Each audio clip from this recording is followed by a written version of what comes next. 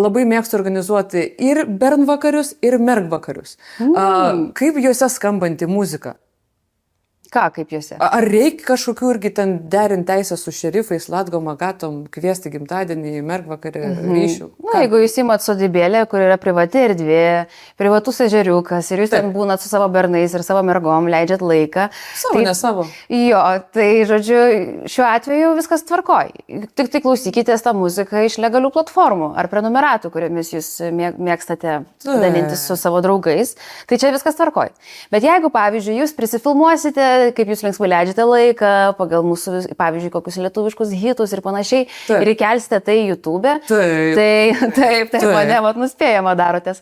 Tai, žodžiu, tada jau YouTube'as nuspręs, kad ne, šita muzika jai nepriklauso ir gali jūs užblokuoti. Bet video tai kūrėja aš esu. Ir... Nu taip, bet tai visų garsų plėšia daina, kur visi žino, kad ne jūs parašėt.